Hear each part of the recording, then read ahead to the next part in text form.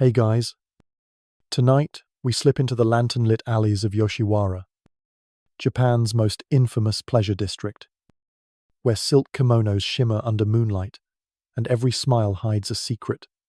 Picture yourself weaving through crowded streets, the air thick with incense and the clatter of wooden getter shoes. Red lanterns sway, casting a warm glow over tea houses where laughter spills like sake. You're drawn to the elegance, the poetry, the delicate strum of a shamisen. But don't get too cozy. You probably won't survive this world of beauty and betrayal unscathed. So, before you get comfortable, take a moment to like the video and subscribe, but only if you genuinely enjoy what I do here. Drop a comment with where you're tuning in from and what time it is for you. It's always wild to see who's joining us across the globe. Now, dim the lights. Maybe turn on a fan for that soft background hum. And let's ease into tonight's journey together. You stand at the gates of Yoshiwara, the heart of Edo period Japan's pleasure district. A place that's equal parts fantasy and prison. It's the 17th century. And Tokyo, then called Edo, is a bustling city under the Tokugawa shogunate's iron grip. Yoshiwara isn't just a neighborhood. It's a world apart. A floating world where desires are bought and reality is carefully staged. You're surrounded by high walls, a moat, and guarded gates. Not to keep intruders out, but to keep its inhabitants in. This is where courtesans, women trained to embody perfection, dance, sing, and charm wealthy men for a price. But don't be fooled by the glamour. Beneath the silk and perfume, this place is a machine, grinding down dreams into coin. You walk past tea houses where lanterns flicker, their red glow painting the faces of merchants, samurai, and poets who've come to escape their lives. The courtesans, or ryuyo, are the stars here, draped in kimonos, so intricate they cost more than a farmer's yearly harvest. Their hair, pinned with combs that could double as weapons, glints under the light. They move with grace, their smiles practiced, their words sharp as swords. You might think they're free, floating through this world like cherry blossoms on a breeze. But you'd be wrong. These women are owned by brothel keepers, by contracts, by a system that sees them as products, not people. Let's talk about Yoshiwara's origins, because this place didn't just spring up overnight like a bad Tinder date. In 1617, the shogunate legalized prostitution but confined it to specific districts to control it. Yoshiwara was born in Edo to keep vice tidy, away from the city's respectable parts. By the 18th century, it housed thousands of women, from low-ranking streetwalkers to elite taiyu, the highest courtesans who mingled with nobles, a mainstream fact at its peak. Yoshiwara employed over 0.000 women, generating wealth that rivaled entire provinces. But here's a quirky tidbit. The district had its own fire brigade, because wooden tea houses and drunken clients with lanterns were a recipe for disaster. Historians still argue whether Yoshiwara was a cultural haven or a glorified slave market. Both sides have a point.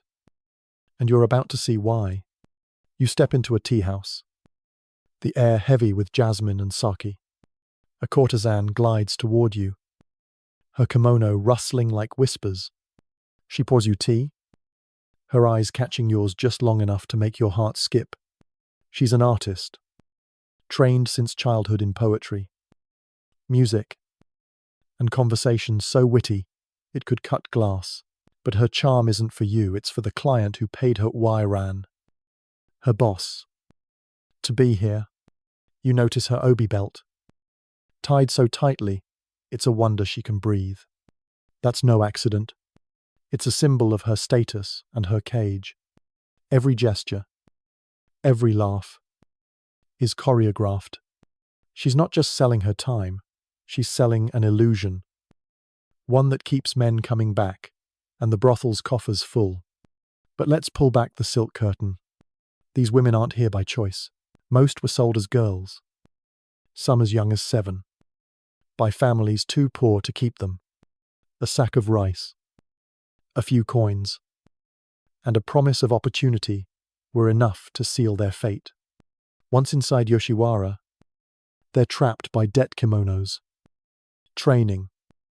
Even the rice they eat comes with a price tag. You try to imagine owing money for your own existence, and it hits you this isn't a job, it's indentured servitude, with better lighting. The courtesans are investments, expected to perform flawlessly, and if they slip up, well, let's just say the punishment isn't a stern talking to. You glance at the other women in the room. Some are younger, their faces still soft with innocence. They'll soon lose. Others are older, their eyes sharp with survival. They all share one unspoken rule: keep the fantasy alive. No complaining, no tears, no hint of the exhaustion that comes from serving men who see you as a prop. You wonder how they do it. Night after night, pretending everything's fine when their lives belong to someone else. It's like trying to smile through a root canal, impressive, but soul-crushing. As you linger, you notice something else, the silence beneath the chatter. There's a topic no one dares touch, a shadow that looms over every courtesan's life. Pregnancy. It's not just taboo, it's a crisis. A baby doesn't fit into this world of illusion. It's a crack in the facade, a reminder that these women are human, not dolls. You realize Yoshiwara isn't just a place of pleasure, it's a battlefield where every courtesan fights to survive, armed only with her wit, her beauty, and a desperate need to keep secrets. And the biggest secret of all, that's what we'll unravel next. As you step deeper into their world, you leave the tea house, the music fading behind you. The streets are quieter now, but the weight of Yoshiwara presses heavier. You're starting to see the truth. This isn't a fairy tale. It's a world where beauty is a contract, and breaking it could cost everything. You want to know more about these women, how they ended up here, and what happens when their bodies betray the rules. Let's keep walking, because the story's about to get darker, and you're not turning back now. Section 2. You're still in Yoshiwara. The lanterns casting long shadows as you weave through its narrow streets. The air hums with the clink of sake cups and the soft strum of a shamisen. But your mind's stuck on the courtesans, those women whose every step is a performance, whose lives aren't their own. You're curious now, aren't you? How does someone end up in this glittering cage? Draped in silk, but bound by chains you can't see. Let's pull back the layers, because the story of how these girls became courtesans is as heartbreaking as it is calculated. And you're about to see just how deep the trap goes. Picture yourself in a rural village, far from Edo's bustle, maybe 100 miles from Yoshiwara's red gates. It's the 17th or 18th century, and life here is no picnic. The fields are dry, the harvest is thin, and your family's barely scraping by. You're a girl, maybe 7 or 8, with dirt on your knees and dreams you haven't learned to name yet. Your parents love you, but love doesn't fill empty stomachs. One day, a stranger arrives, a broker, all smiles and promises, offering a deal that sounds like salvation. He says there's a place in the city where girls can live like princesses, wear fine clothes, and bring honor to their families. All it takes is a signature, a few coins, and your parents hesitate. But hunga wins. They hand you over, tears in their eyes, believing you're headed for a better life. Spoiler alert, you're not. That's how it starts for most courtesans. You're sold, not out of cruelty, but desperation. A mainstream fact, records from the Edo period, show that over 80% of Yoshiwara's women came from impoverished rural families, often sold for as little as the cost of a season's rice. You're whisked away to the pleasure district. A child, with no say in your fate. The broker's promises of opportunity are as flimsy as the paper they're written on. But by the time you realize it, you're already inside Yoshiwara's walls, the gates close behind you, and your childhood ends. You're not a person anymore. You're a commodity. A future investment for a brothel owner who sees you as a blank canvas to be molded into profit. Now, let's talk about the fine print of this deal, because it's uglier than a samurai's hangover. You're not just sold, you're leased into a system designed to keep you in debt forever. The brothel owner, often called the oiran or parent, covers your training, your clothes, even the food you eat, but it's not charity. Every kimono, every lesson, every bowl of rice is added to your tab. By the time you're old enough to work, you owe more than a merchant's yearly income. A quirky tidbit, some brothels even charged girls for their own bedding, claiming it was a luxury to sleep on a mat instead of the floor. You try to wrap your head around it. You're a kid. And you're already in debt for existing. It's like signing up for a student loan before you can spell your name. Your training begins immediately. And it's not exactly summer camp. You're taught to walk with tiny steps, to pour tea without spilling a drop, to smile even when you're exhausted. You learn the shamisen, a 3-stringed instrument that sounds like a cat serenade if you play it wrong. You study poetry, calligraphy, and the art of conversation. Because clients don't just want a pretty face, they want a fantasy. You're drilled in etiquette. From how to bow to how to laugh at a client's terrible jokes. It's grueling, like prepping for the world's worst talent show. Except the audience is drunk and the prize is survival. Historians still argue whether this training empowered courtesans with rare skills or simply groomed them for exploitation. You're leaning toward the latter, because no amount of poetry can erase the fact that you're owned. By your early teens, you're ready to debut. But ready is a generous term. You're dressed in a kimono so heavy it feels like wearing a futon. Your face painted white with red lips that make you look like a porcelain doll. Your hair's pinned with combs sharp enough to double as shuriken. You're given a new name. Something elegant like Moonflower or Cherry Blossom. Because your real name doesn't matter anymore. You're a product now. And products need branding. You're introduced to clients, merchants, with too much money, samurai with too much ego, poets with too much stake in their system. They leer. They demand. And you smile. Because that's what you're paid for. Well, not paid. Every coin goes to the brothel. You're just working off that ever-growing debt. Let's pause for a reality check. You're a teenager, maybe 14, and your life's already a transaction. You try to imagine telling your younger self, the one who chased fireflies in the village, that this is your future. It stings, doesn't it? The brothel's contract is a leash, dictating when you sleep, who you serve, even how you breathe. You're told to be charming but untouchable, alluring but obedient. It's like being asked to juggle flaming torches while balancing on a tightrope, and if you drop one, you're done. The pressure's crushing, but you learn to carry it. Because in Yoshiwara, weakness isn't an option. You notice the other girls around you. Some younger, some older, all caught in the same trap. There's a hierarchy here, like a twisted social ladder. At the bottom are the low-ranking yujo, serving rough clients in cramped rooms. Above them are the mid-tier courtesans, with better clothes and slightly less awful customers. At the top are the taiyu, the elite, who choose their clients and command fortunes for a single evening. You dream of climbing that ladder, but it's rigged. Most girls never make it past the bottom rungs, their lives spent paying off debts that only grow. You overhear whispers of girls who tried to run, only to be dragged back and punished. The message is clear: you belong to Yoshiwara, body and soul. As you adjust to this world, you start to see the cracks in the facade. The kimonos are stunning, but they're borrowed. The food is plentiful, but it's billed to you.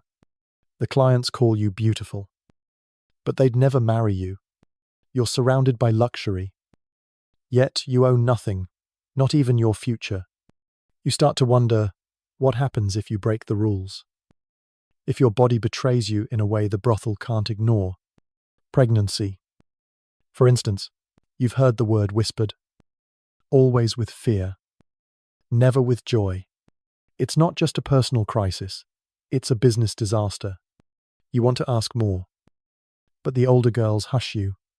Some things, they say, are better left unsaid. You leave the training room, your getter clicking on the wooden floor.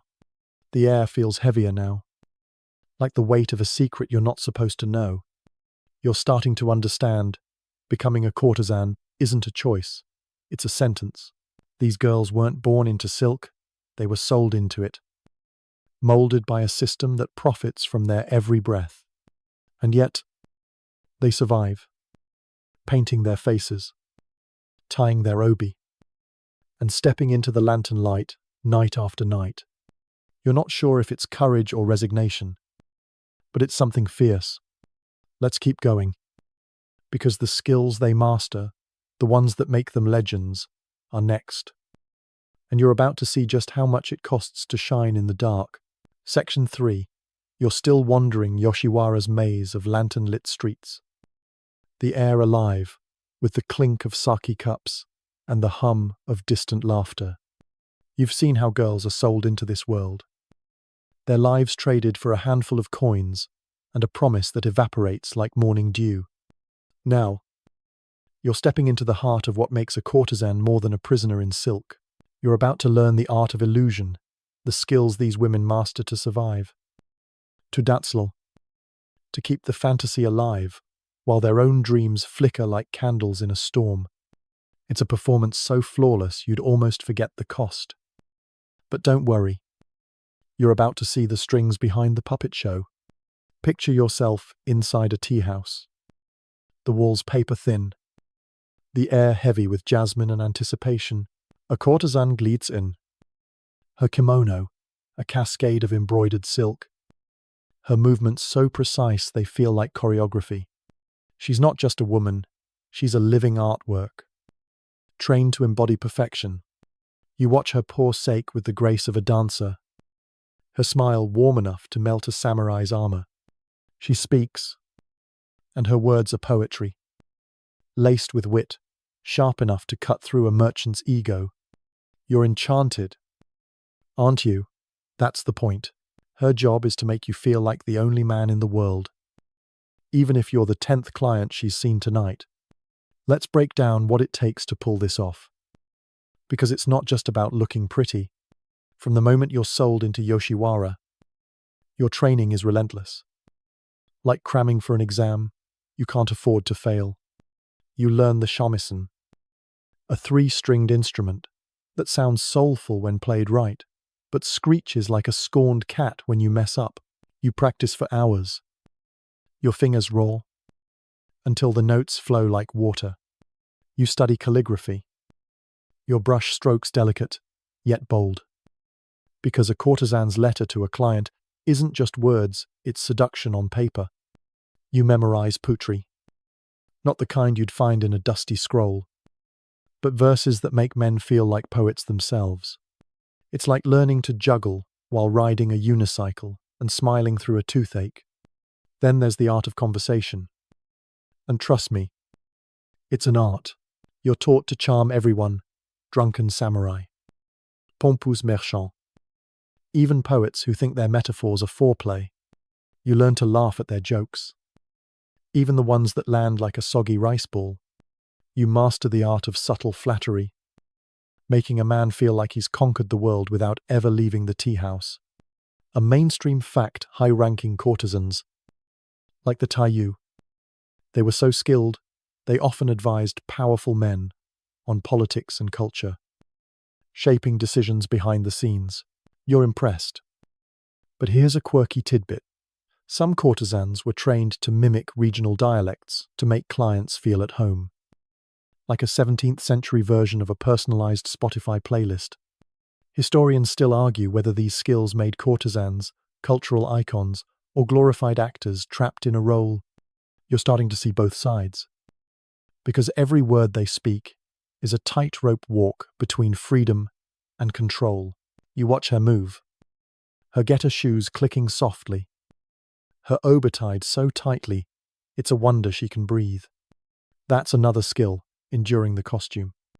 A courtesan's kimono weighs as much as a small child, layered with silk so intricate it takes hours to put on.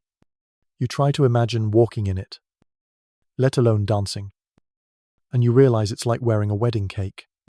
Her hair, piled high and pinned with combs that could double as ninja weapons, takes a team to style.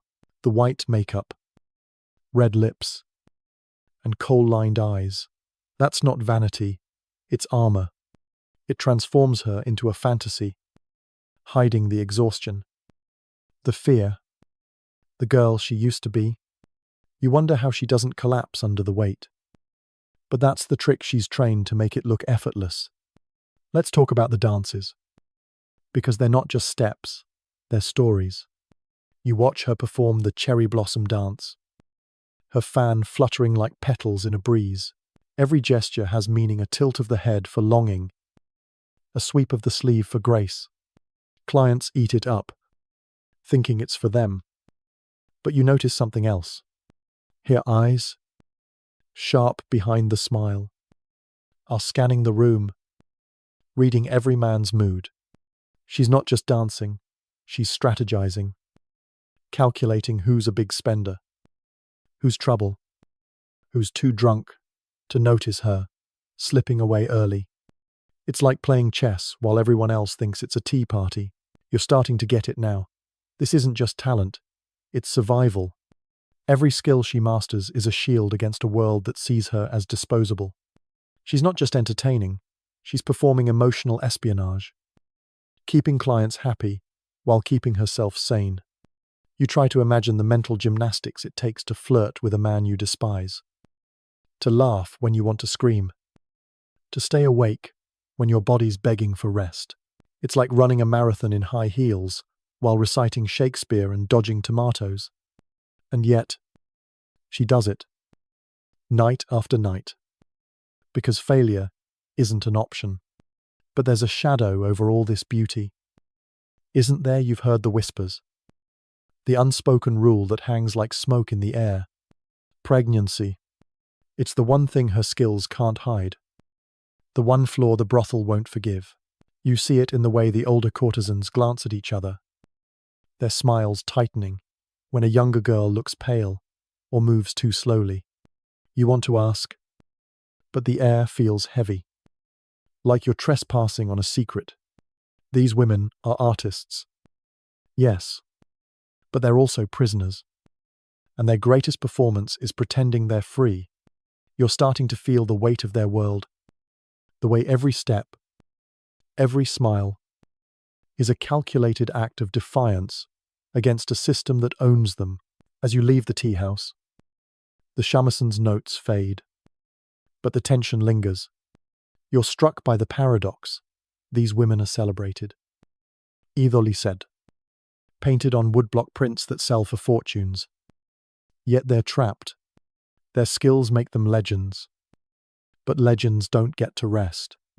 You want to know more about the rules they live by, the ones that turn a natural act like pregnancy into a crisis. Let's keep moving, because the next part of this story is where the illusion starts to crack, and you're about to see what happens when the fantasy can't hold. Section 4. You're still deep in Yoshiwara's glowing web. The streets alive with the clatter of getter shoes and the murmur of deals sealed behind paper screens. You've seen the courtesans' dazzling skills, their dances, their wit, their ability to make men feel like gods while hiding their own exhaustion. But now, the air feels heavier, Like the moment before a storm, you're starting to sense the unspoken rules that keep this world spinning. And there's one rule that looms larger than the rest. A shadow no amount of silk can hide. Pregnancy. You're about to find out why a baby, something celebrated elsewhere, is a forbidden crisis here, threatening a courtesan's very survival. Buckle up, because this is where the fantasy cracks, and the truth bleeds through. Imagine you're a courtesan, draped in a kimono that costs more than a village's harvest. Your face painted to perfection. You're in a tea house, pouring sake for a merchant who's droning on about rice prices. You smile, nod, and laugh at his terrible puns. But inside, you're panicking. Your body's betraying you. Maybe it's a missed cycle, a wave of nausea you can't explain, or a slight fullness you're terrified to acknowledge. You know what it means. And it's not a miracle, it's a disaster. In Yoshiwara, pregnancy isn't a blessing, it's a breach of contract. To a glitch in the illusion that could cost you everything. You try to stay calm, but your heart's racing like you've just dodged a samurai's blade. Let's unpack why this is such a big deal. Because it's not just about biology, it's about business. Yoshiwara thrives on fantasy. A world where men pay to escape reality, not confront it. A courtesan's job is to be alluring, available, and untouchable. A living dream who never reminds clients of consequences. A baby. That's the ultimate reality check. Like a power outage during a magic show. It screams that you're human, that actions have outcomes, and that the man who paid for your time might have left more than coins behind. You realize the brothel's not selling sex, it's selling denial. And a pregnant courtesan ruins the script. Here's a mainstream fact. Edo period brothels had strict rules against pregnancy, with contracts explicitly stating that courtesans must remain unencumbered to work. If you're pregnant, you're out of commission for months, maybe longer. And that's a problem when you're the brothel's top earner. You're not just a person, you're an investment. Like a prized racehorse, expected to run until it drops. A quirky tidbit. Some brothels hired inspectors, older women who checked courtesans for signs of pregnancy. Like a dystopian version of a health checkup. Historians still argue whether these rules protected the brothel's profits or enforced social control over women's bodies. You're leaning toward both. Because the system's rigged to keep you in line. You try to imagine the stakes. If you're pregnant, you're not just risking your job, you're risking your life in Yoshiwara. The brothel owner, Orwairon, sees you as a product, and a product that's defective loses value. At best, you might be demoted to the lowest ranks, serving clients who smell like last week's fish and pay in insults. At worst, you're kicked out, penniless, with a reputation so tarnished you can't even beg in the streets. You're trapped in a world where your body's not yours, and now it's turning against you. It's like being a tightrope walker who's just noticed the ropes fraying. You glance around the tea house, noticing the other courtesans. They're laughing, flirting, but you catch the way they watch each other. The subtle glances that carry warnings. You hear a whisper about a girl who disappeared after getting sick code for pregnant. The fear's palpable, like a chill you can't shake. You realize pregnancy isn't just a personal crisis, it's a public threat.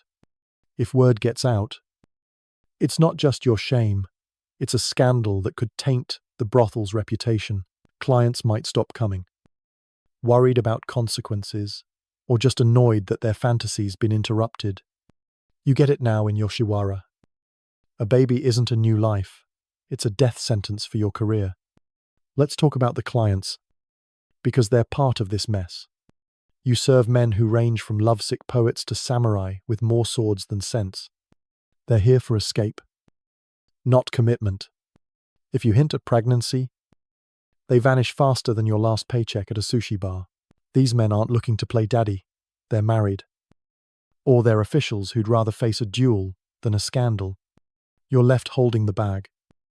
Or in this case, the bump, while they slip back to their lives, unscathed. It's infuriating.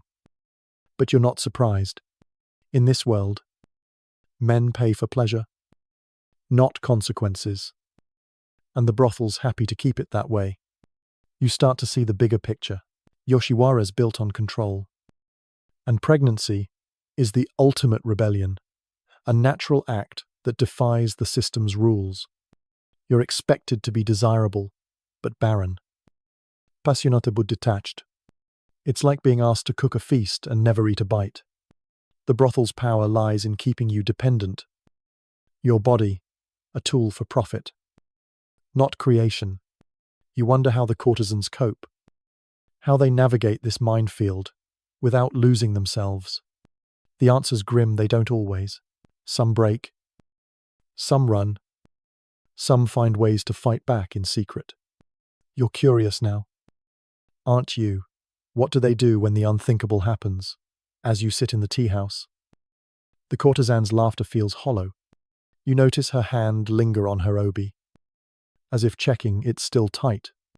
You're starting to understand the fear that lives beneath her smile. The constant vigilance required to survive. Pregnancy isn't just forbidden, it's feared. Because it changes everything. You want to know how these women handle it. The secrets they share when the lanterns dim. Let's keep going. Because the next step is where whispers turn to remedies. And you're about to see just how far they'll go to keep the illusion intact. Section 5. You're still in the heart of Yoshiwara, where the glow of red lanterns casts a deceptive warmth over the streets. The laughter and music feel distant now, drowned out by the weight of the secret you've uncovered: pregnancy, the forbidden shadow that threatens every courtesan's survival. You're standing in a tea house, watching a courtesan pour sake with a smile that hides her fear. You've seen the stakes: demotion, exile, or worse, if her body betrays the brothel's rules. Now, you're about to slip behind the paper screens, into a world of whispers and desperate remedies. These women aren't just fighting for their jobs, they're fighting for their lives. And the solutions they turn to are as shocking as they are heartbreaking. Picture yourself in a dimly lit room, the air thick with the scent of camellia oil and secrecy. You're a courtesan, and you're terrified. Your cycle's late. Your stomach churns. And you're praying it's just bad fish from last night's meal. You can't tell anyone, not your clients, not the brothel owner, not even your closest friend. Because trust is a luxury you can't afford. But you're not alone. In the quiet moments, when the tea house empties and the lanterns dim, the older courtesans pull you aside. They speak in code, their voices low, passing down remedies like haunted heirlooms. You're about to learn about the teas, the herbal brews that promise to fix your problem, but come with a price steeper than you imagined. These aren't your grandma's chamomile blends. You're handed a steaming cup, the liquid dark and bitter, brewed from mugwort, safflower, or licorice root, known as kanzo. The recipe's precise 3 leaves, not 5. Steeped, long, and drunk hot. You're told to gulp it down, no sipping, and pray to every god you know. The older girls warn you too much safflower, and your skin burns, too little, and it won't work. You hesitate, the cup trembling in your hands. It smells like despair with a hint of grass. But you drink, because the alternative is unthinkable. A mainstream fact: herbal abortifacients were common in Edo, Japan, documented in medical texts as early as the 17th century, often used by midwives and courtesans alike. But here's a quirky tidbit.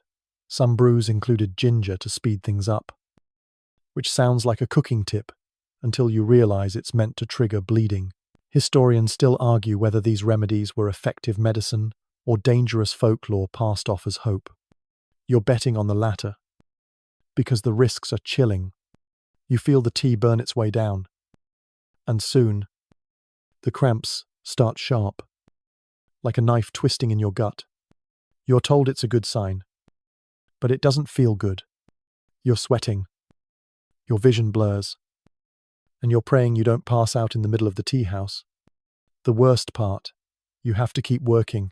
You paint your face, tie your obi, and glide back to the clients, smiling through the pain like it's just another day. You're flirting with a merchant, laughing at his rice tax rants, while your body's waging war on itself. It's like performing a dance routine during an earthquake, and you're the only one who feels the tremors. Let's talk about the danger, because this isn't just a stomachache. These teas are poison in high doses. Mugwort can cause sightseers. Safflower can wreck your liver. And licorice root in excess makes your heart race like you've run from Edo to Kyoto. You've heard stories girls who drank too much and didn't wake up. Their fever quietly swept under the brothel's rug. Others survived, but were never the same. Their bodies scarred inside. Their spirits hollowed out. You wonder if it's worth it. But then you remember the alternative.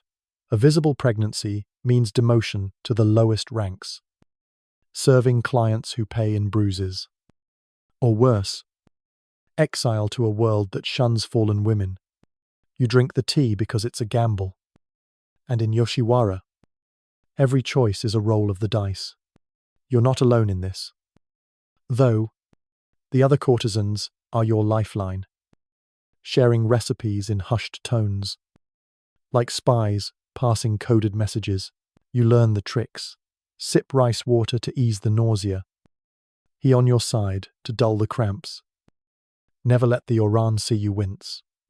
There's a sisterhood here, forged in fear and survival. You're struck by their resilience, the way they protect each other's secrets while pretending everything's fine. It's like a secret society with silk robes and deadly tea as membership dues. You want to hug them, but you know better emotions are a liability in this world. The tea doesn't always work, and that's the cruelest part. You might drink cup after cup, endure the pain, and still feel that telltale fullness. You're back to square one, only now you're weaker, sicker, and running out of time. You overhear whispers of other methods, darker, riskier ones, and you're torn between dread and desperation. The older girls talk about midwives who work in the shadows, or baths so hot they could boil your soul. You're not ready for that. Not yet. But the clock's ticking, and the brothel's eyes are everywhere. You tighten your obi, hoping to hide the truth a little longer. But you know it's a losing battle. As you sit in the tea house, the cup empty in your hands, you feel the weight of what you've done. You're not just fighting biology, you're fighting a system that sees you as a product, not a person. The tea's a reminder of how little control you have, how even your body's choices are dictated by the brothel's rules.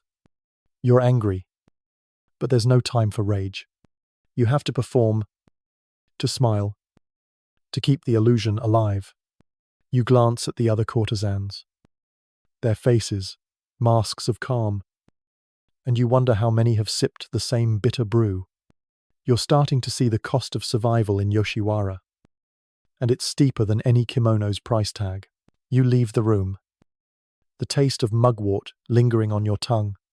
The lanterns outside seem dimmer now, their glow no match for the darkness you've glimpsed. You're curious about what comes next. What happens when the tea fails, and the courtesans turn to those shadowy figures who deal in blood and silence. Let's keep moving, because the remedies are about to get grimmer, and you're about to meet the women who hold the keys to Yoshiwara's darkest secrets. You're still threading through Yoshiwara's lantern-lit alleys, the air thick with secrets, as heavy as the silk kimonos around you. You've tasted the bitter sting of herbal teas, felt the desperation driving courtesans to risk their lives to keep their bodies in line with the brothel's rules. But what happens when those teas fail?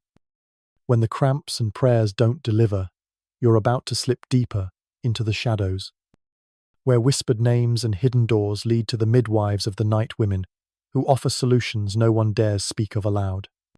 These aren't your cozy village midwives, they're ghosts of Yoshiwara. And you're about to see just how far desperation can push a courtesan.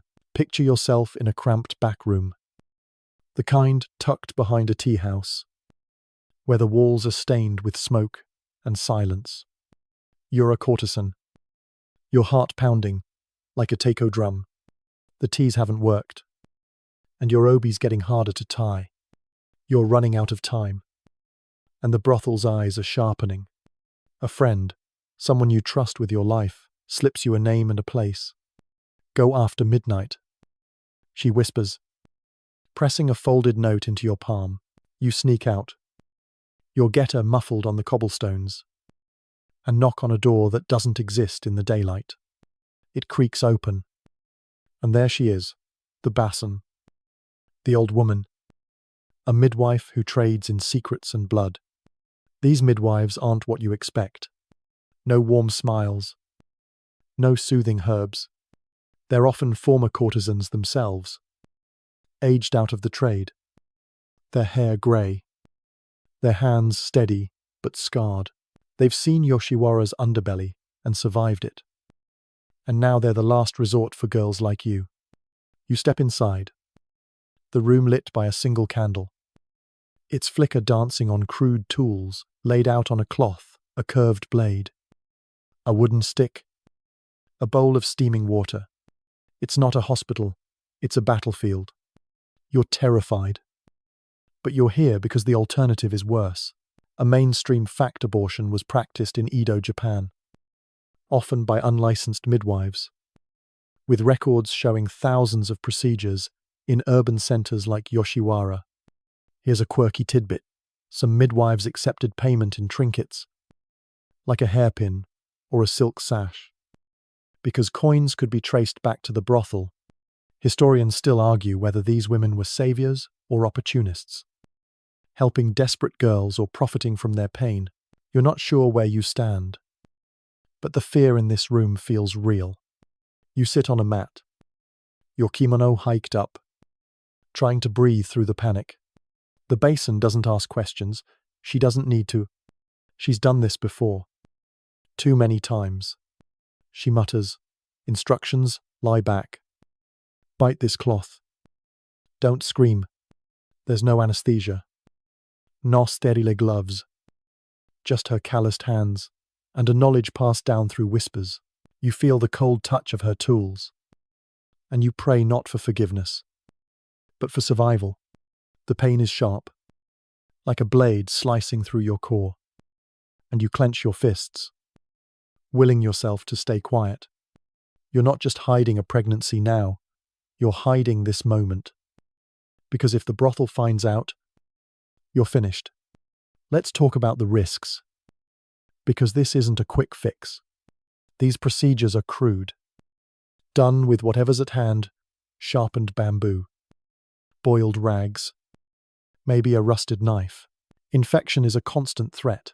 You've heard of girls who bled for days, their fever becoming their epitaph. Hemorrhaging, infertility, even death, they're not possibilities. They're probabilities.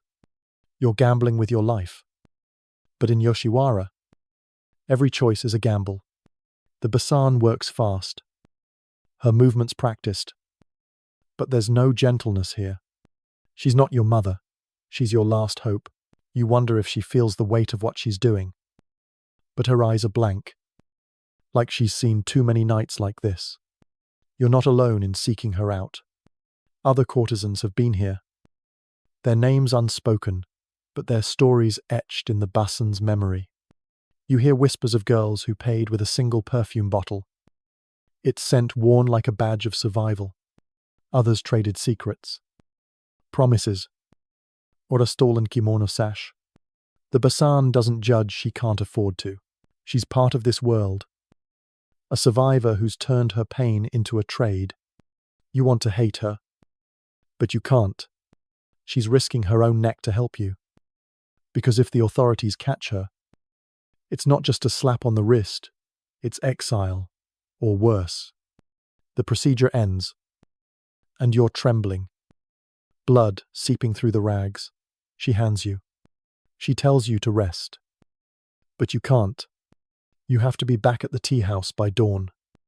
Smiling, flirting, as if nothing happened. You stumble out.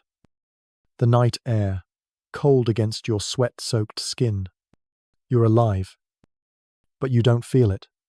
The pain's not just physical, it's the knowledge that you had no choice, that your body's rebellion was crushed to keep the brothel's illusion intact. You're back to being a product. But now, you carry a new secret. One that binds you to the basin and every girl who's walked this path. As you slip back into Yoshiwara's glow, you notice the other courtesans. Their smiles are tighter now, their eyes sharper. You wonder how many have sat in that candlelit room. How many have paid in blood to keep their place here. The sisterhood is silent, but strong. A network of survivors who don't need words to understand each other. You're struck by their resilience, the way they carry this pain, like it's just another layer of their kimono. It's like they've learned to dance with ghosts. And you're one of them now.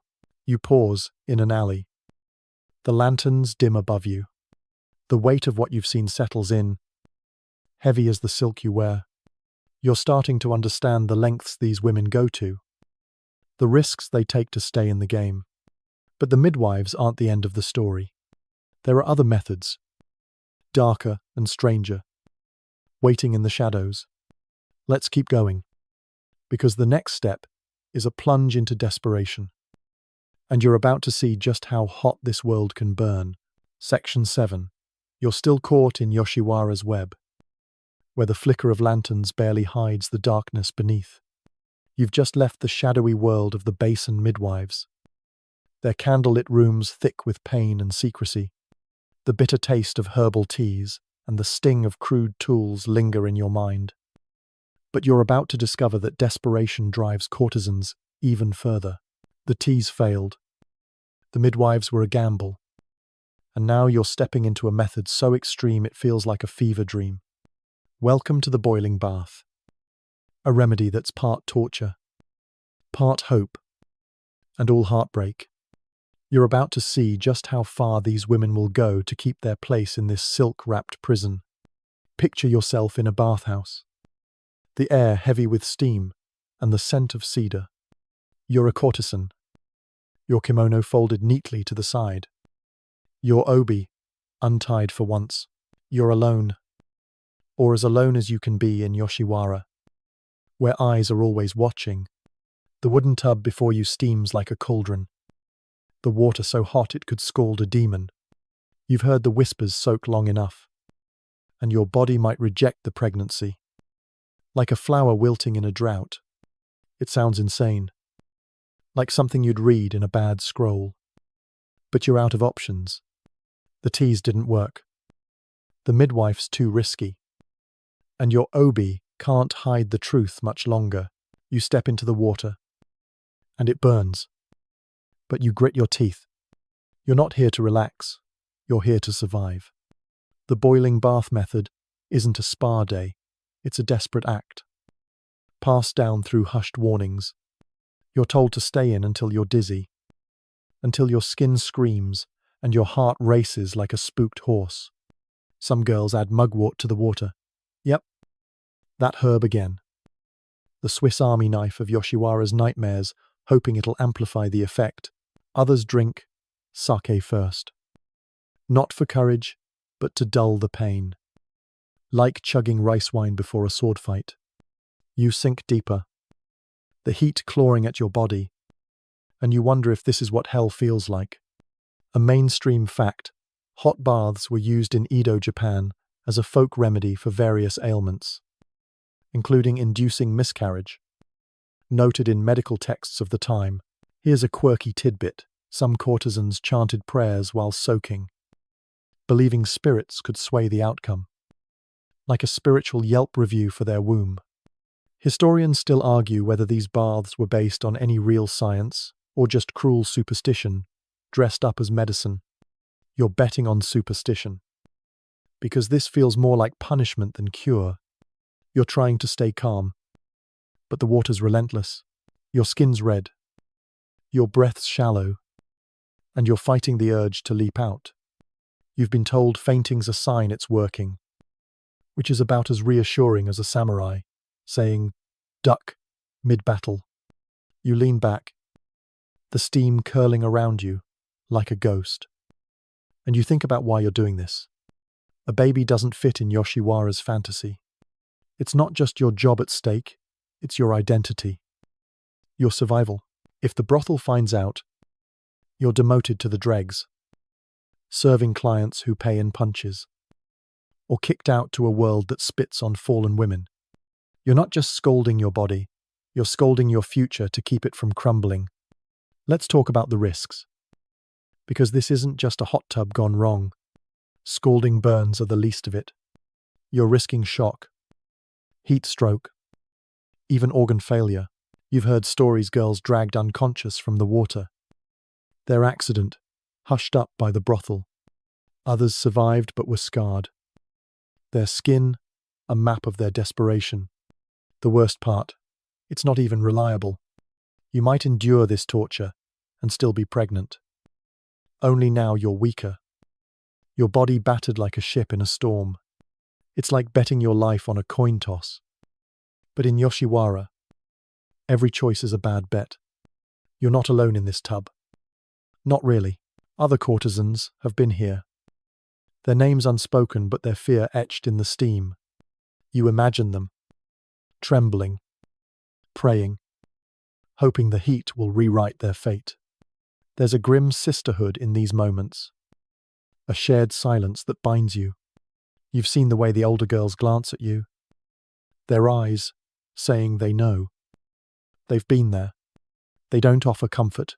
Words are too dangerous, but they'll slip you a towel or a sip of water when it's over. It's like a secret handshake. Except it's forged in pain instead of trust. You stay in longer than you should. Your head spinning. Your body screaming to get out. You're chanting under your breath. Not prayers, but a plea to your own body. Let this work. Let this end. You're not thinking about the baby you can't afford to. You're thinking about the tea house, the clients, the oiran who'd sell you out in a heartbeat.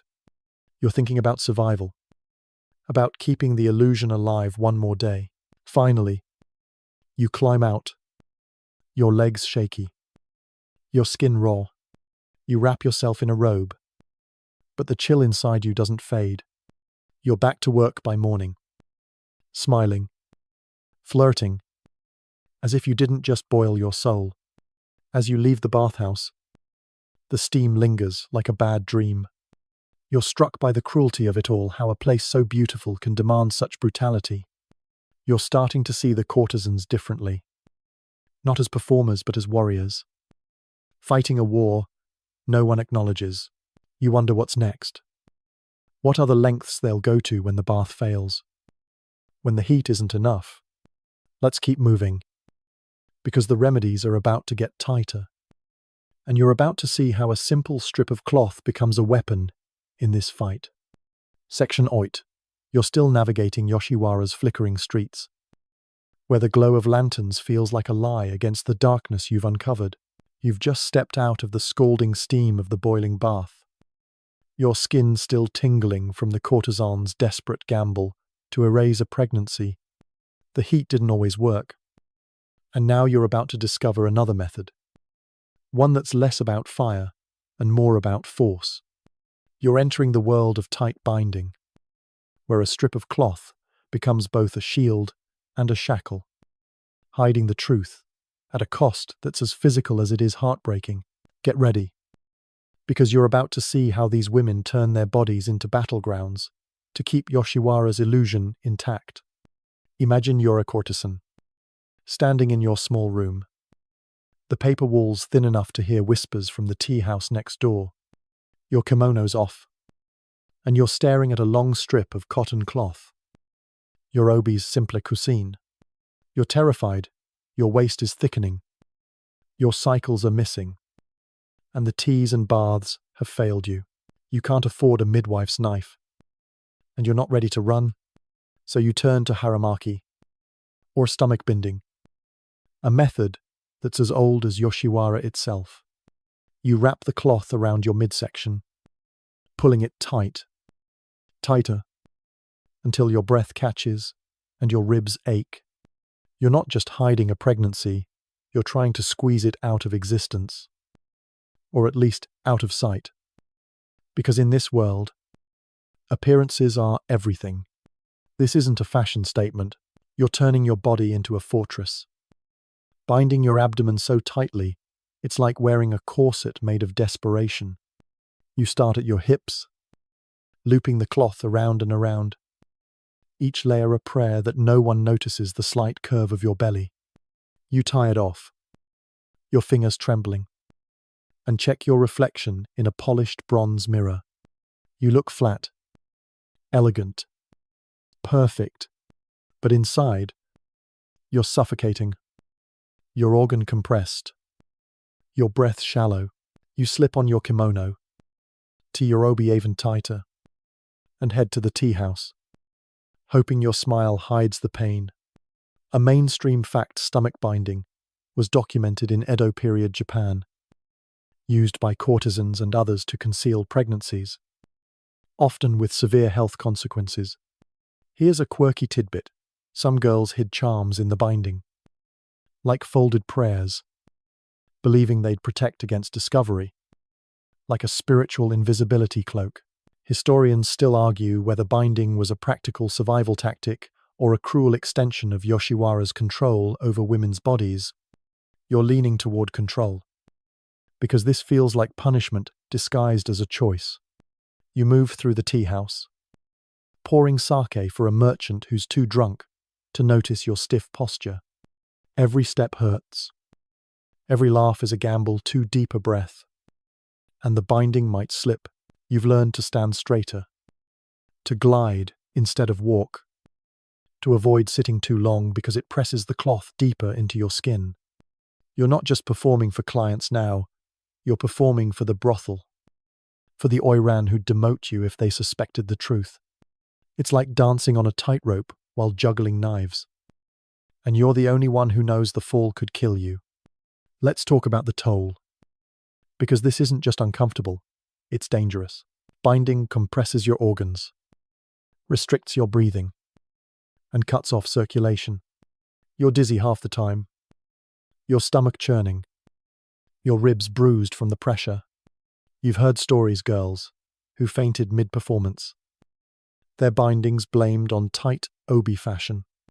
Others suffered worse: ruptured tissues, internal bleeding, or permanent damage that left them barren. You're risking your health, maybe your life. But the alternative is grim. A visible pregnancy means demotion to the lowest ranks, serving clients who pay in cruelty, or exile to a world that shuns you. You bind tighter, because in Yoshiwara, pain is the price of staying in the game.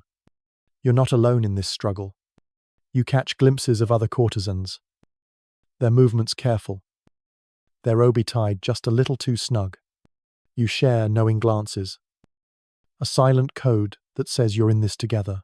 The older girls teach you tricks: wrap the cloth at night to sleep in it, adjust it before dawn to hide the creases. Never let the maid see you undress. It's a sisterhood of survival, forged in whispered tips and shared fear. You're struck by their strength, the way they carry this secret, like it's just another layer of their kimono. It's like they've learned to wear their pain as elegantly as their silk. But binding isn't a solution, it's a delay. You can't hide forever. The pregnancy grows, and the cloth cuts deeper, a constant reminder of what you're fighting against. You're exhausted, your body's screaming for relief, but you keep going, smiling through the dizziness, flirting through the pain. You're not just hiding a baby, you're hiding yourself, burying your humanity to keep the brothel's fantasy alive. You wonder how long you can last, How many nights you can dance before the binding betrays you. You've heard whispers of other remedies, stranger ones, and you're starting to wonder if they're worth trying. As you leave the tea house, your steps slow, the binding biting into your skin. You pause in an alley, the lanterns casting long shadows, and you feel the weight of this world pressing down. You're starting to see the courtesans as warriors, not just performers, their bodies battlegrounds in a war they didn't choose. You're curious about what comes next, what other desperate measures they turn to when the cloth isn't enough. Let's keep going, because the remedies are about to get weirder, and you're about to taste the strange hope of folklore in this unforgiving place. Section 9. You're still weaving through Yoshiwara's dimly lit streets, the lanterns flickering like they're in on the secrets you've uncovered. You've felt the burn of boiling baths and the crush of tight bindings, each a desperate attempt to keep a courtesan's pregnancy hidden from a world that demands perfection. The air feels heavier now, thick with the weight of choices that aren't really choices. You're about to step into a stranger corner of this floating world, where folklore and desperation mix like a bad cocktail. Picture rice balls soaked in sake, whispered chants, and remedies that sound more like fairy tales than medicine. You're diving into the bizarre, heartbreaking hope of Yoshiwara's courtesans. And it's as human as it is haunting. Imagine you're a courtesan, tucked in a corner of your room, the paper walls barely muffling the tea house's chatter. Your binding's too tight. The baths didn't work, and the midwife's shadow feels too dark to face. You're running out of options, and panic's creeping in like damp through a screen. Then an older girl, her eyes kind but tired, slips you a cloth-wrapped bundle. It's a rice ball, sticky and heavy, reeking of soak and something sharp vinegar. Maybe. Or crushed garlic. She tells you to eat it, to chant a verse while you do, because folklore says it might wash the seed away. You're skeptical, but you're desperate. So you take a bite. It tastes like regret with a side of nausea, but you swallow, hoping for a miracle. These rice balls aren't just food, they're a last-ditch ritual, passed down through Yoshiwara's underground network of whispers. You're told to soak the rice in sake, sometimes mixed with pickled plum or ginger, and eat it cold, like it's been sitting out since last week's festival. The logic's shaky fermented foods, vinegar and sake, are supposed to weaken the womb. Whatever that means, you're not sure if it's medicine or magic, but you're willing to try anything. A mainstream fact, Edo period folklore often tied fermented foods to reproductive remedies, with texts mentioning sake as a supposed abortifacient in rural communities.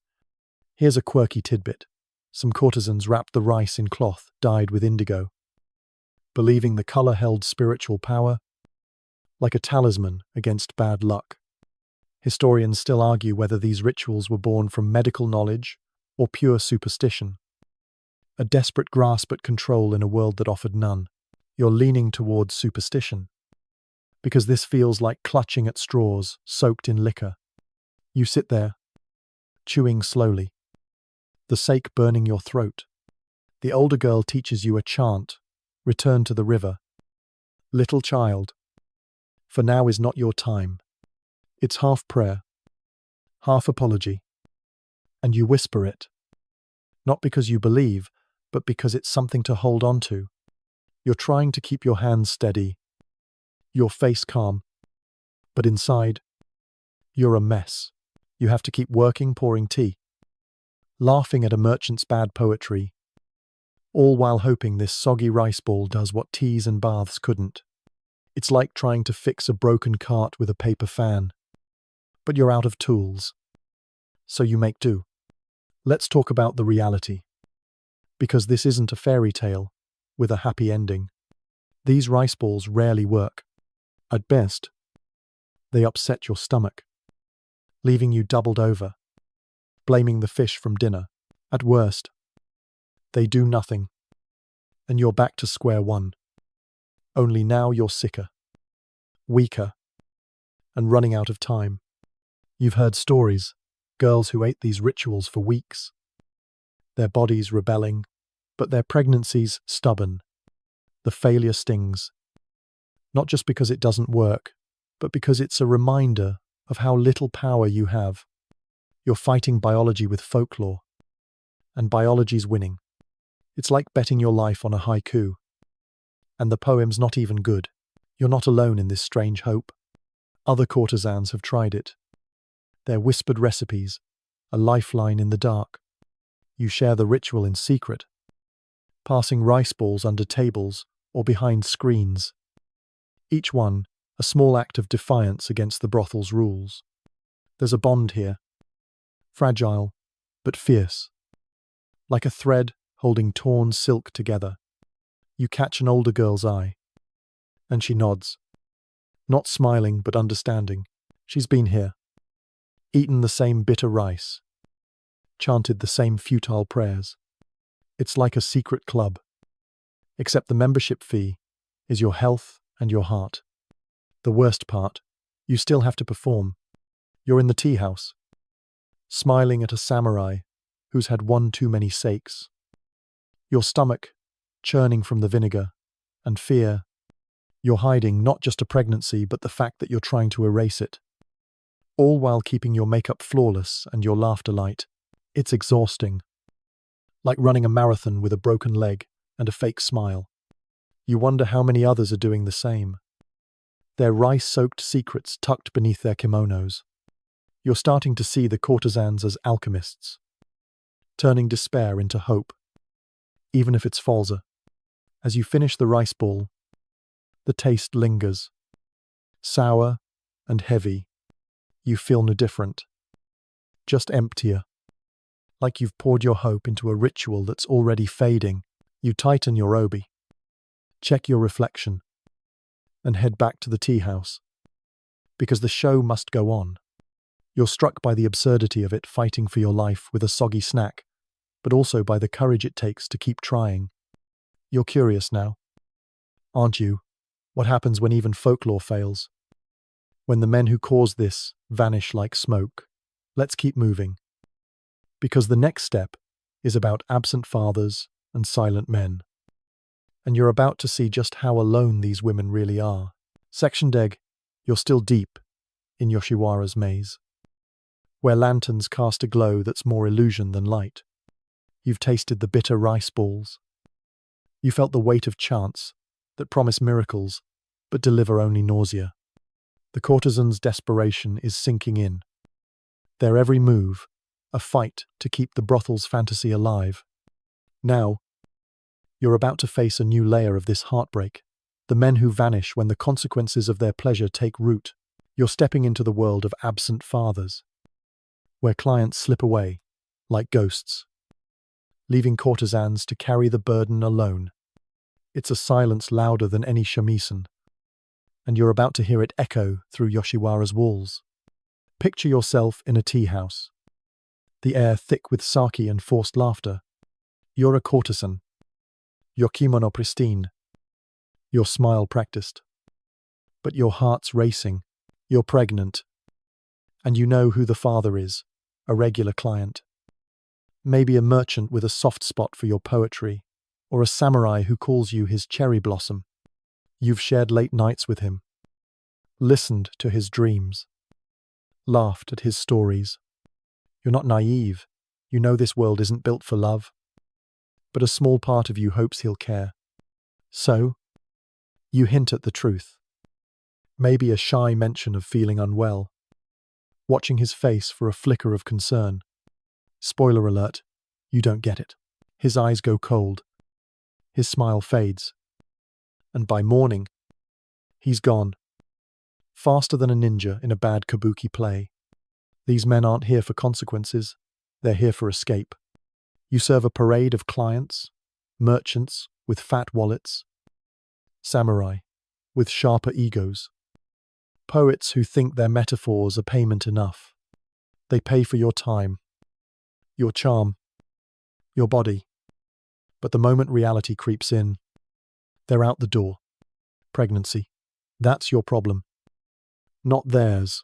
You're left holding the secret, while they return to their wives, their estates, their lives, where you're just a memory they'd rather forget. A mainstream fact: Edo period society placed no legal responsibility on men for illegitimate children born to courtesans, with laws explicitly protecting clients' anonymity. Here's a quirky tidbit: some men left gifts, a coin or two, maybe a trinket, as a quiet apology, like tipping extra for a spilled drink. Historians still argue whether this was cultural indifference or a deliberate system to shield men from accountability. You're leaning toward the latter, because the unfairness burns like a bad sake aftertaste.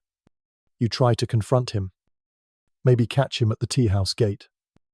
But he's already left for Osaka, or busy with clan business. You're not surprised, but it stings. Like a paper cut you didn't see coming, you remember his promises whispered in the dark, fueled by sake and moonlight, and realize they were as empty as the cups you pour. You're angry, but there's no time for rage. You have to keep working, smiling at the next client, hiding the nausea and the fear. It's like juggling knives while someone steals your safety net, and you're the only one who notices. Let's talk about why this happens. Because it's not just personal, it's structural. Yoshiwara's built on denial, a fantasy where men can indulge without strings. Clients are often married, or they're officials whose reputations can't handle a scandal. A child with a courtesan isn't just inconvenient, it's a social landmine. You're a fantasy, not a future, and they'd rather face a duel than claim a baby from the pleasure district. Even the rare client who feels guilt faces barriers, legal, social, cultural, that make acknowledgement impossible. You're left to deal with the fallout while they slip back to their lives, unscathed, like they've just dodged a bad haiku. You're not the only one ghosted. You see it in the other courtesans' eyes, the way they scan the tea house for familiar faces, hoping for a man who won't run. You share stories in whispers, not of love, but of abandonment. One girl swears a poet promised to take her away, only to vanish when she mentioned feeling heavy. Another talks of a merchant who left a gold coin, as if that could erase her pain. There's a bitter sisterhood here, forged in the silence of men who walk away. You want to scream, but you know better. Emotions are a luxury you can't afford. You try to move on, but it's hard. You're still performing, pouring sake, laughing at jokes, all while carrying a secret that's growing heavier by the day. You tighten your obi, hoping to hide the truth. But you know it's temporary. The brothel's watching, and the other girls are starting to notice your pale face, your careful steps. You wonder if you should have pushed harder, demanded more from the man who left you here. But deep down, you know it wouldn't matter. In Yoshiwara, men pay for pleasure, not promises, and you're the one who pays the price. As you leave the tea house, the lanterns seem dimmer, their glow mocking the hope you once had. You're struck by the loneliness of it all, how these women are left to fight alone, their partners vanishing like smoke. You're starting to see the courtesans as more than performers, they're survivors, carrying burdens no one acknowledges. You're curious now, aren't you? What happens when the brothel finds out? When the secret you've fought to hide becomes a scandal? Let's keep moving, because the next step is where the illusion shatters, and you're about to face the wrath of Yoshiwara's unforgiving heart. Section 11. You're still walking Yoshiwara's lantern-lit paths, the air heavy with the scent of incense and unspoken fears. You've seen the courtesan's desperate measures, tease, baths, bindings, and the sting of absent men who vanish when the fantasy turns real. Now, the weight of their secrets feels like a stone in your chest. You're about to step into the moment every courtesan dreads, when the brothel finds out about a pregnancy. The illusion you've fought to maintain crumbles, and the consequences hit like a storm. You're entering a world of cold calculations and brutal punishments, where the brothel's wrath is as relentless as it is unforgiving. Brace yourself, because this is where Yoshiwara shows its true face. Picture yourself in a tea house, your kimono pristine, to your smile, a fragile mask. You're a courtesan, and you've been careful sipping bitter teas, enduring scalding baths, binding your waist until you can barely breathe. But the truth is growing, a secret you can't hide forever. Maybe you slipped, moving too slowly, or a maid noticed your bindings while you bathed. The whispers start, sharp and venomous, like arrows in the dark. She's pale. One girl murmurs, she's avoiding sake. Another notes, the oiran, the brothel owner, catches wind, and her eyes narrow. You're called to her room, and the air feels like it's been sucked out. You're not facing a boss, you're facing a judge. And the verdict's already written. The brothel isn't just your workplace, it's your world, controlling every breath you take. You're not a person here, you're a product. And a product that's defective is a threat to profits. Pregnancy isn't a personal failing, it's a business disaster. The Oran doesn't care about your pain, she cares about the clients who might stop coming if the fantasy cracks. A mainstream fact, Edo period brothels enforced strict surveillance, with records showing that owners employed maids and senior courtesans to monitor for signs of pregnancy, ensuring the house's reputation stayed intact. Here's a quirky tidbit. Some brothels marked suspect girls with subtle signs, like a red cord on their bedding, to track them without raising alarm. Historians still argue whether this surveillance was about maintaining order or stripping women of all autonomy. You're leaning toward the latter, because this feels like a prison with better decor. You stand before the Oran, her fan snapping shut like a guillotine. She doesn't yell, she doesn't need to. Her words are calm, cutting, accusing you of carelessness, as if you tripped into a pregnancy like a clumsy poet into a sake cup. You try to explain, but it's pointless. The brothel doesn't blame the client who left you here, they blame you. The walking investment who dared to be human. Punishment depends on the house's mood and your rank. If you're lucky, you're demoted to the lowest tier, serving clients who smell like stale fish and pay in complaints. You're moved to a cramped room, your kimono replaced with a plain one, your status erased. It's like being sent from a palace to a pigsty, and you're expected to smile through it. If you're less lucky, the punishment's harsher. You might be locked in a room, fed just enough to keep you alive, until the problem resolves itself. Some houses force you to work through it, serving rougher clients while hiding your pain. You've heard worse girls beaten, not with fists, but with shame. Their names whispered as warnings to others. In the worst cases, you're thrown out, penniless, with a reputation so ruined you can't even beg in Edo's streets. You're marked as a failure, a cautionary tale for every girl still tying her obi. It's like being erased from the script of Yoshiwara's play, and no one applauds your exit. You feel the eyes of the other courtesans, some pitying, some relieved. It's not them. There's no sisterhood now. Fear makes everyone a spy. You're watched constantly, your meals counted, your movements tracked. You try to keep performing, pouring's sake, laughing at a merchant's bad jokes. But every step feels like a betrayal. Your body's a traitor, the brothel's a judge, and you're the guilty party. You wonder how you got here, how a natural act became a crime. The answer's simple. Yoshiwara's built on control, and you've broken its cardinal rule. You're not a woman, you're a fantasy. And fantasies don't get pregnant. You're exhausted, your body aching from the bindings, your spirit bruised from the shame. You want to fight back, to scream that this isn't fair. But you know better.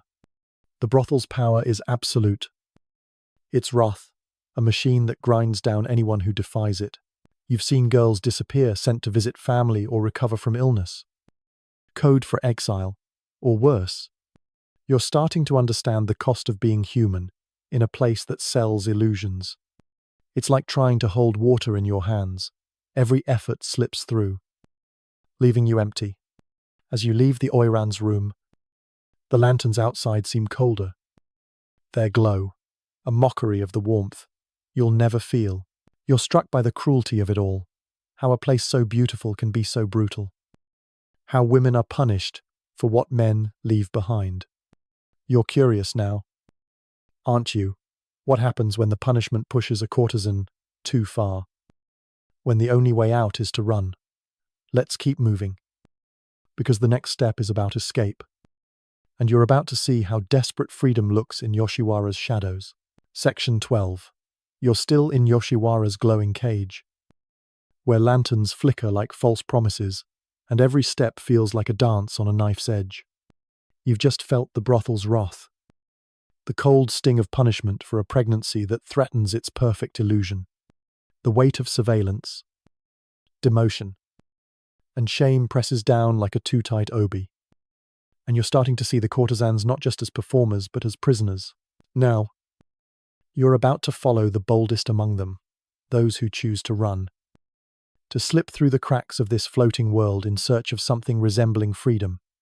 You're stepping into the desperate, dangerous act of escape, where every shadow hides a risk, and hope is as fragile as a paper screen. Picture yourself as a courtesan, standing in your cramped room. The night so quiet, you can hear your own heartbeat. Your kimonos folded, your hair undone, the pins scattered like fallen stars. The brothel's punishment looms demotion to the lowest ranks or worse. Exile to a world that won't take you. You've tried the teas, the baths, the bindings, but your secret's growing, and the Oiran's eyes are sharpening. You have two choices: stay and face the consequences, or run like hell. You choose the latter, because even a slim chance at freedom beats the certainty of ruin. You slip into plain robes, your ornate identity shed like a snake's skin, and sneak into the night. Your getter, muffled on the cobblestones. You're a niña yuro, a runaway prostitute, and Yoshiwara doesn't let its property go easily. Running isn't just bold, it's illegal. You're not a person, you're a contract. Adet, a product owned by the brothel. Escape means breaking the law, defying the shogunate's grip on this pleasure district.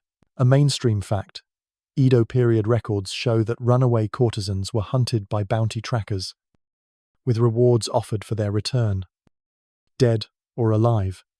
Here's a quirky tidbit: some escapees hid in barrels or laundry carts, like a low-budget samurai movie, hoping to slip past Yoshiwara's guarded gates. Historians still argue whether these escapes were acts of rebellion or desperate survival, a middle finger to the system or a plea to live. You're leaning towards survival, because the risks are staggering, and you're feeling them now. You move through the alleys, heart pounding, every shadow a potential pursuer. The gates of Yoshiwara are watched, the roads patrolled, and your face, painted or not, is known. You've heard the stories girls caught and dragged back, their punishments public to scare the others. Some were locked in rooms, starved of it, or forced to serve the worst clients as a warning. Others vanished, their fever a convenient lie.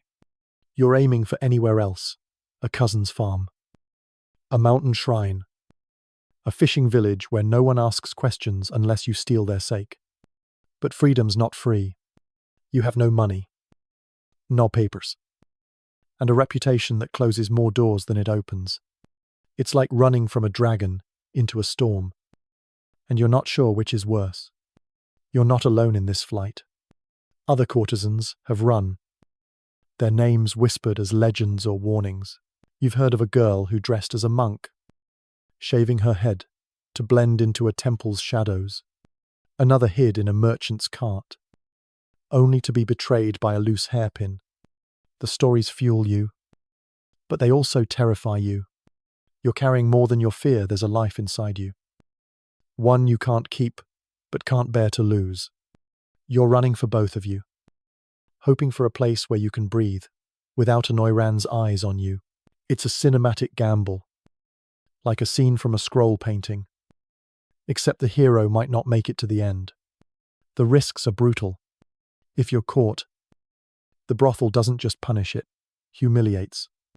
You might be paraded through Yoshiwara, who've your shame, a lesson for the others.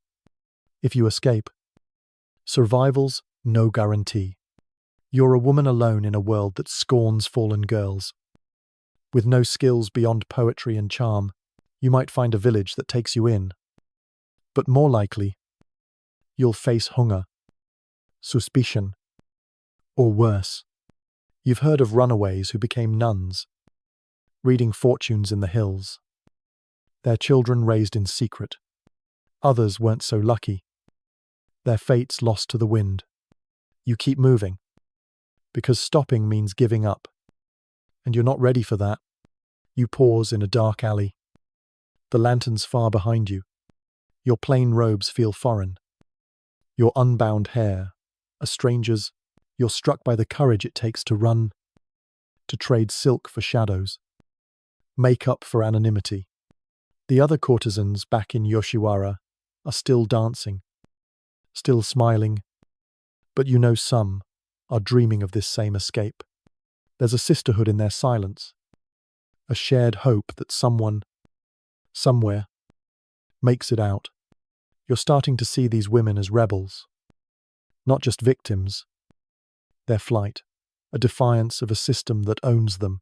You're curious now, aren't you? What happens to those who can't run, who carry their secret to term? Let's keep moving, because the next step is about silent births. And you're about to see how love and fear collide in the dark. Section 13. You're still slipping through Yoshiwara's shadows. The lanterns glow, fading as you leave behind the desperate flight of runaway courtesans. You've felt their fear, their defiance, their gamble for freedom against a system that owns their every breath. But not every courtesan can run. Some are too watched, too weary, or too stubborn to abandon the only world they know. You're about to step into a darker corner, where the secret of pregnancy can no longer be hidden, and the only option left is to give birth in silence. Picture a world of muffled screams, hidden rooms, and babies born behind paper screens.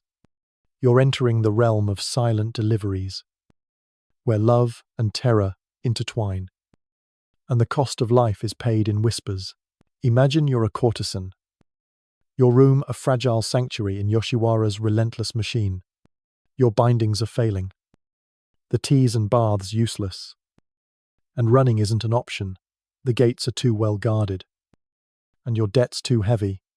Your body's betraying you, the swell of your belly undeniable. You're terrified, not just of the brothel's wrath, but of what comes next. You're going to give birth, and it has to happen in secret, because in Yoshiwara, a baby isn't a blessing, it's a scandal. You wait for the dead of night, when the tea house is quiet, and you slip into a storage closet or a hidden corner behind a sliding screen. You stuff a cloth in your mouth to muffle the screams, because one sound could end you. This isn't a birth, it's a covert operation. And you're the only soldier. The scene is stark, lit by a single candle's flicker. You're alone. Or maybe you're lucky enough to have a friend, a fellow courtesan, or a retired girl who's seen too much to judge. She brings towels, boiled water, and a silence thicker than the walls. There's no birthing chair, no soothing herbs, just you, the pain, and the fear of being caught. You push through waves of agony, biting the cloth until your jaw aches. Praying the baby comes quickly and quietly. A mainstream fact, secret births were documented in Edo period brothels, with some records estimating hundreds of infants born and hidden annually in Yoshiwara alone. Here's a quirky tidbit. Some courtesans used old kimono sashes as makeshift diapers. Wrapping their newborns in silk meant for seduction. Historians still argue whether these births were acts of defiance or surrender, a refusal to let the brothel win, or a final submission to its rules. You're leaning toward defiance, because the courage it takes to do this alone is staggering.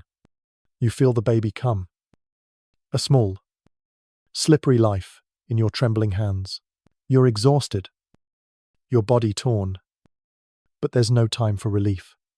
You wrap the child in cloth, tucking it against you. Its tiny breaths, a secret you can't keep for long. You're struck by a fleeting moment of love, fierce and forbidden, but you push it down. There's no room for motherhood here. If the brothel finds out, you're done, exiled, shamed, or worse. You've heard stories of girls who gave birth in bathhouses, under bridges, even in alleys. Their babies spirited away before dawn. You're not sure what's worse, the pain of birth or the pain of what comes next. You're not alone in this hidden labor. Other courtesans have done it. Their births, a shared secret passed in glances, not words. You've seen the older girls, their eyes heavy with memories they don't share. They help when they can, bringing rags or whispering prayers. But they can't stay long. Every moment risks exposure. There's a sisterhood here, silent but strong, like a thread holding torn silk together. You're amazed by their resilience, the way they carry this pain like it's just another performance. It's like they've learned to give birth to ghosts. And you're one of them now. The baby's quiet. Thank the gods. But you know this moment is temporary. You can't keep it hidden forever. You're still bleeding, still shaking. But you have to return to the tea house by morning. Your makeup flawless. Your smile intact. You're expected to forsake. Laugh at a merchant's bad poetry. As if you didn't just bring a life into a world that doesn't want it. It's like performing a dance with a broken spine. And you're the only one who knows you're falling apart. You hold the baby close, just for a moment, memorizing its warmth before the inevitable. You're not ready to let go. But Yoshiwara doesn't give you a choice. The weight of this moment hits you, love, fear, and loss tangled like a poorly tied obi. You're starting to see the courtesans as warriors, not just victims. Their silent births, a rebellion against a system that denies their humanity. You wonder what happens to these babies, where they go when the night ends. You've heard whispers of shrines, of places where life is left behind. Let's keep moving, because the next step is about those sacred, sorrowful places. And you're about to see where hope and heartbreak meet in Yoshiwara's shadows. Section 14. You're still in the heart of Yoshiwara, where the lantern's glow feels like a cruel tease against the darkness you've uncovered.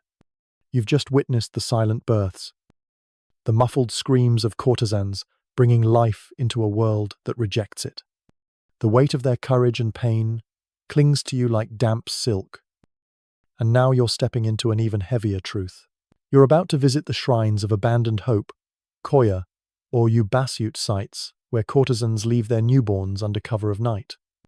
These aren't places of celebration but of sorrow, where love is forced to bow to survival. Get ready, because you're walking to the edge of Yoshiwara's world, where stone shrines hold more than prayers. Picture yourself slipping through the streets, past the tea house's laughter and the clink of sake cups. You're a courtesan? Your body still aching from a secret birth. Your arms cradling a tiny bundle, wrapped in a stolen sash. It's long past midnight. The air cold. The stars hidden by clouds. You're headed to a koya shrine. a quiet stone marker at the edge of town, half hidden by moss and memory. These shrines aren't grand temples, they're shadows. Places where society turns a blind eye. You kneel, your hands trembling, and place your baby on the steps, tucking a folded prayer or a small charm into the cloth. You whisper a name, maybe one you'll never say again, and walk away, because staying would break you. This isn't abandonment, it's survival, and it cuts deeper than any blade. These Koya shrines are the last resort, a grim necessity in a world that leaves no room for courtesans' children. You're not giving up your baby because you don't care. You're doing it because you do. Because Yoshiwara's rules don't allow motherhood. The brothel won't let you keep a child. It's a liability. A loud reminder of reality in a place built on fantasy. You've heard the alternatives: exile, punishment, or worse. So you choose the shrine, hoping a monk or a kind stranger finds your baby before the cold does. A mainstream fact, Koya shrines were documented across Edo period Japan, used by courtesans and others to abandon infants, with some estimates suggesting thousands of babies were left annually. Here's a quirky tidbit. Locals often left offerings at these shrines, like rice or cloth, not for the gods, but for the children, as if to apologize for society's failure. Historians still argue whether these shrines were acts of mercy or silent cruelty, a chance for life or a sentence to oblivion. You're leaning toward cruelty, because the pain of leaving a child behind feels like a wound that never heals. You kneel at the shrine, the stone cold, under your hands. You're not alone. Other courtesans have been here, their footsteps erased by time, their grief carved into the air. You've heard their stories. A girl who left her baby with a red ribbon, hoping it would bring luck. Another who walked back every night, praying her child was safe. The shrines are haunted, not by spirits but by mothers who had no choice. You imagine their faces, their silent tears, as they turned away, knowing they'd never see their babies again. It's like leaving a piece of your soul on those steps. And you wonder how they keep going, how they return to the tea house to smile and pour sake. The baby's fate is uncertain. If you're lucky, a temple takes it in, raising it as a monk or servant. Some are passed to orphanages, others to families desperate for labor. But many don't make it. The cold, the hunger, or the indifference of a world that doesn't care claims them. You've heard whispers of locals hearing cries at night, not from babies but from the mothers who left them, their regret echoing like a forgotten song. You want to scream at the unfairness, but you know it's pointless. Yoshiwara's system is built to erase these children, to keep the illusion clean. You're just a cog in that machine, and your love is a flaw to be corrected. You stand, your knees aching, and force yourself to walk away. The shrine fades into the dark, but its weight stays with you, heavy as a kimono you can't shed. You're struck by the strength it takes to do this, to choose survival over love, to leave a child for a chance at a life you don't even own. The other courtesans back in Yoshiwara are still dancing, their smiles hiding similar scars. There's a sisterhood in this pain, a silent bond forged in loss. You're starting to see these women as more than survivors, they're warriors, fighting a war no one acknowledges. As you slip back into Yoshiwara's glow, the lanterns seem colder. On their light, a mockery of the hope you left behind. You're haunted by the shrine, by the tiny bundle you'll never hold again. You're curious now, aren't you? What happens to the spirits of these children? The ones left in the dark. Let's keep moving, because the next step is about the Mizuko, the water children, and you're about to see how courtesans honor the lives they couldn't keep. Section 15. You're still lingering in Yoshiwara's fading glow. The lanterns dimmer now, their light barely touching the sorrow you've uncovered. You've walked through the Koya shrines. I felt the crushing weight of courtesans, leaving their newborns on cold stone steps. A desperate act of love, twisted by survival. Now, you're stepping into the final, haunting layer of this story, the Mizuko. The water children, spirits of the unborn or abandoned, who linger between worlds. Just like the women who carried them, you're about to witness the rituals that honor these lost lives. Whispered, apologies wrapped in incense and prayer. This is where grief meets grace. And you're standing at the edge of Yoshiwara's deepest wound. Picture yourself outside the pleasure district, in a quiet temple grove, the air heavy with moss and memory. You're a courtesan, your kimono plain for once, your face unpainted, to avoid recognition. It's late. The world asleep, except for you and the ghosts you carry. You've lost a child maybe to tea, a bath, to a midwife's knife, or a shrine's cold steps. The pain lives in you, a silent ache no amount of sake can drown. You've come to perform a Mizuko Kuyo, a ritual for the water children, to honor the spirit you couldn't keep. You kneel before a Jizo statue, its stone face gentle, draped in a red bib like a child's blanket. You light incense, its smoke curling like a prayer, and whisper, I'm sorry, not because you didn't love them, but because Yoshiwara gave you no choice. These rituals are small, secret, and sacred. You're not alone, other courtesans come here, their visits hidden from the brothel's eyes. You bring offerings, a tiny toy, a flower, a folded paper crane, each one a piece of your heart. The Jizo statue, guardian of children and travelers, watches over the Mizuko, the spirits of babies who never grew up. You tie a red bib around its neck, a gesture of protection, hoping it will guide your child's soul to peace. A mainstream fact, Mizuko Kuyo rituals emerged in Japan during the Edo period, with temples recording thousands of offerings for lost children, especially in urban centers like Edo. Here's a quirky tidbit. Some courtesans left poetry with their offerings, verses so delicate they were said to calm restless spirits. Like a lullaby written in ink, historians still argue whether these rituals were spiritual healing or a way to cope with societal guilt, a balm for mothers, or a bandage for a broken system. You're leaning toward healing, because the pain in your chest feels too raw for anything else. You kneel longer, the incense burning low, and you feel the weight of your loss. The Mizuko aren't just spirits, they're mirrors of your own existence. Caught between worlds, neither fully free nor fully owned. You've lived this way, too. A courtesan adored but discarded, visible but unseen. You whisper their name, if you gave them one, or just little one, and the words catch in your throat. You're not allowed to mourn openly.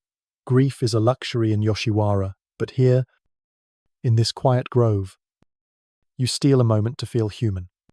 It's like singing a song no one else will hear, and it breaks you open. You're not the only one at these shrines. Other courtesans come, some yearly, some just once, their offerings piling up like silent apologies. You see their traces, red bibs faded by rain, flowers wilted, but fresh enough to show someone was here. There's a sisterhood in this grief, a bond forged in loss and secrecy. You've heard stories, a girl who visits every spring, lighting incense for a child she left a decade ago, another who carves her baby's name into a hidden stone.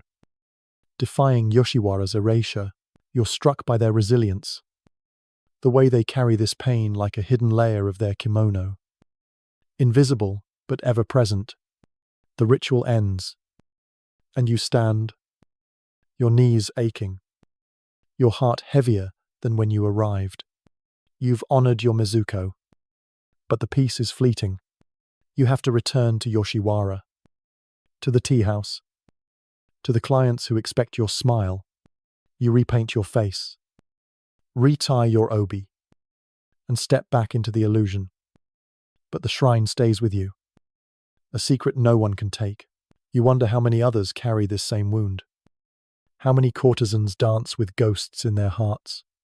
It's like they've learned to live with a melody only they can hear. And you're humming it now.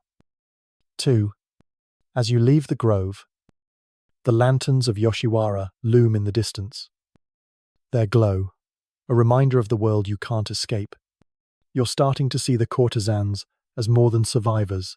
They're poets of pain, weaving love and loss into rituals that defy their chains. Their strength isn't in their dances or their smiles, it's in these quiet moments, where they honor the lives they couldn't keep. You're moved by their courage, their ability to find grace in a place that offers none. The night grows softer now, the lanterns dimming as you drift from Yoshiwara's streets. You've walked through silken shadows, felt the weight of secrets, teas, baths, bindings, births, and shrines. The courtesans linger in your mind, their faces painted with resilience, their hearts heavy with unspoken grief. They were artists, warriors, mothers in a world that denied them all three. As you close your eyes, imagine their red bibs swaying in the temple breeze, each one a whisper of love that refused to be silenced. Let their strength carry you into sleep, a reminder that even in the darkest corners, hope finds a way to flicker. Rest now, knowing their stories live on, woven into the fabric of history, soft as silk, strong as stone,